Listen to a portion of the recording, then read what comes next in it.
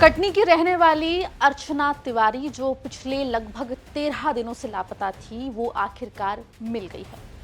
Madhya Pradesh GRP police ने लखीमपुर खीरी, जो कि उत्तर प्रदेश का जिला है, वहां पर इंडिया नेपाल बॉर्डर से, यानी कि भारत नेपाल बॉर्डर से उसे बरामद किया है। लेकिन सबसे बड़ा सवाल इस पूरे मुद्दे पर उठ रहा है कि आखिर चलती ट्रेन से अर्चना नेपाल कैसे पहुंच गई। आखिर क्या है इस पूरे मामले में शुजालपुर कनेक्शन, विस्तार से आपको इस रिपोर्ट में हम बताएंगे। नमस्कार, आप देख रहे हैं एमपी तक और मैं हूं आपके साथ आकांक्षा ठाकुर।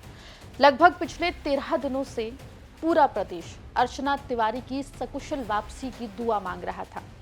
अर्चना, जो कि लॉ की पढ़ाई कर चुकी है, प्रैक्टिसिंग लॉयर है और सिविल जज सेवा की तैयारी कर रही थी, परीक्षा की तैयारी कर रही थी। इंदौर के एक हॉस्टल में रहती थी और रक्षाबंधन का त्योहार मनाने के लिए कटनी जा रही थी। नर्मदा एक्सप्रेस से कटनी के लिए अर्चना जो है वो इंदौर से निकलती है, लेकिन कभी कटनी नहीं पहुंचती है। कटनी में उसका सामान मिलता है उस ट्रेन में जिसमें वो बैठकर सफर कर रही थी। आपको बता दें कि ट्रेन की कोच B3 की सीट नंबर 3 पर अर्चना का पूरा सामान बरामद होता है, लेकिन अर्चना नहीं मिलती है। जीआरपी पुलिस में इस पूरे मामले की FIR दर्ज होती है। जीआरपी पुलिस चप्पे चप्पे पर छानबीन करती है। यहां तक कि जीआरपी पुलिस इस पूरे मामले में हादसे के एंगल पर भी छानबीन करती हुई दिखाई देती है। गोताखोरों की मदद से नर्मदा नदी हो या फिर जंगल हो, वहां पर भी छानबीन करती हुई पुलिस दिखाई दी। इस मामले में एक और नया मोड़ तब आया जब ग्वालियर के एक आरक्षक राम तोमर का नाम इस मामले में सामने आया। हालांकि जब पुलिस ने राम तोमर से पूछताछ की तब पता चला कि कोर्ट केस के संबंध में उसकी अर्चना से बातचीत हुई थी। उसी के सिलसिले में अर्चना का उसने इंदौर से ग्वालियर का टिकट भी कराया था। लेकिन इस बीच बड़ा सवाल वो ये निकलकर सामने आया जब अर्चना नेपाल से बरामद की गई। आपको बता दें कि 19 अगस्त की देर रात मध्य प्रदेश जीआरपी पुलिस की तरफ से बयान आता है जिसमें यह बताया जाता है कि अर्चना मिल चुकी है।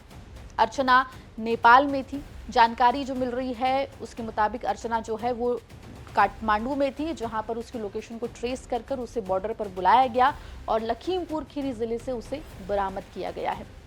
लेकिन अब इस पूरे मामले में शुजालपुर का कनेक्शन भी निकल कर आ रहा है। आपको बता दें कि दावा किया जा रहा है कि नेपाल जाने से पहले अर्चना मध्य प्रदेश के शुजालपुर में भी 2 दिन तक रुकी थी। वहीं इस पूरे मामले में दावा किया जा रहा है कि नेपाल जाने में अर्चना की मदद शुजालपुर के रहने वाले एक युवक ने की थी। इस युवक के बारे में जानकारी निकलकर सामने आ रही है कि युवक जो है वो इंदौर में भी रह चुका है। अब इस नए एंगल से पुलिस जो है वो अर्चना से पूछताछ करते हुए दिखाई दे रही है। दावा किया जा रहा है कि अर्चना शुजालपुर के रहने वाले इस युवक की मदद से ही नेपाल पहुंची थी। नेपाल पहुंचने से पहले अर्चना जो है वो शुजालपुर में भी थी। लेकिन आखिर क्यों इस तरीके से अर्चना जो है वो नेपाल गई, शुजालपुर क्यों वो रुकी और वो कटनी क्यों नहीं गई, ऐसे कई सवाल हैं जिनके जवाब जो हैं वो अर्चना का परिवार भी जानना चाहता है और लोग भी जानना चाहते हैं। माना जा रहा है कि अर्चना को जीआरपी पुलिस जो है वो भोपाल लेकर पहुंच चुकी है और अब अर्चना से एक गुप्त स्थान पर पूछताछ की जा रही है। ये भी माना जा रहा है कि अर्चना से पूछताछ होने के बाद इस मामले में पुलिस जो है वो प्रकाश डाल सकती है। लेकिन फिलहाल सबसे बड़ी खबर निकलकर यही आ रही है कि मध्य प्रदेश की जीआरपी पुलिस को बड़ी सफलता हाथ लगी है और अर्चना की बरामदगी हो गई है। नेपाल भारत बॉर्डर से अर्चना को बरामद किया गया है। लेकिन आखिर क्यों और कैसे अर्चना चलती ट्रेन से नेपाल पहुंची, इस बीच क्या वाकई में अर्चना शुजालपुर पहुंची थी और वो युवक कौन है जिसका नाम अभी इस पूरे मामले में सामने आ रहा है, ऐसे कई सवाल हैं जिनके जवाब सभी तलाश रहे हैं। उम्मीद की जा रही है कि मामले में पुलिस जल्द ही बड़ा अपडेट लेकर सभी के सामने आ सकती है। मामले में जो भी अपडेट होगा एमपी तक आप तक लेकर आएगा। मध्य प्रदेश की तमाम खबरों के लिए बने रहिए एमपी तक के साथ।